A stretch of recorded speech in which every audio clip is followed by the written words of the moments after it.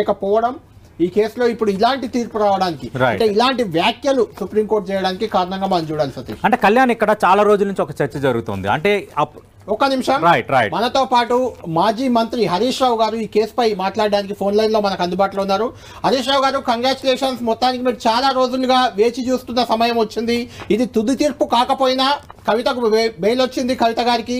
అదే సమయంలో సుప్రీంకోర్టు చేసిన వ్యాఖ్యలు అది బీఆర్ఎస్ కి మోరల్ గా చాలా అడ్వాంటేజ్ గా కనిపిస్తున్నాయి. అవి ఏంటంటే మీకు నచ్చితే సాక్షులు అవుతారు, నచ్చకపోతే నిందితులు అవుతారా, ఇలాంటి వ్యాఖ్యలు చేశారు. దీన్ని ఎలా చూస్తున్నారు? ఈ బెయిల్ రావడాన్ని బీఆర్ఎస్ ఎలా చూస్తుంది? అంటే కళ్యాణ్ గారు ముఖ్యంగా అంతిమంగా న్యాయం గెలిచింది, ఈ రోజు ధర్మం నిలబడ్డది. మొదటి నుంచి కూడా మేము చెప్పాం, కవిత ఈ కేసులో నిర్దోషని, ఇది అన్యాయంగా రాజకీయంగా మమ్మల్ని ఇబ్బంది పెట్టేటువంటి ప్రయత్నానికి పాల్పడుతున్నారని చెప్పి గత కొంతకాలంగా మేము చెప్తూ వస్తున్నాం. సో కొంత ఇబ్బంది పడ్డప్పటికీ, ఆలస్యం అయినప్పటికీ ఈ రోజు నిజంగా చాలా సంతోషంగా ఉంది. ధర్మం నిలబడ్డది, ఈ రోజు న్యాయం నిలబడ్డది.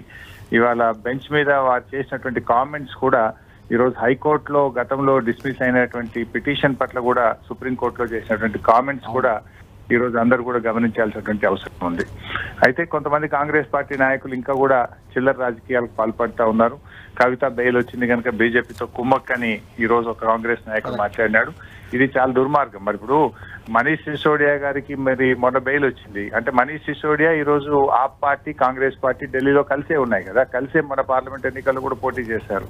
అంటే సిసోడియా గారికి బెయిల్ వస్తే కాంగ్రెస్ పార్టీ, బీజేపీ పార్టీ కుమ్మక్కైందని మేము అనాలా? అంటే ఇలాంటి పిచ్చి వ్యాఖ్యలు మానుకొని ఇంకా రాజకీయంగా బురద జల్లేటువంటి కార్యక్రమాన్ని మానుకోవాలని చెప్పి కూడా కాంగ్రెస్ పార్టీ నాయకులకు నేను తెలుపలుతా ఉన్నాను. థ్యాంక్ యూ హరీష్ గారు.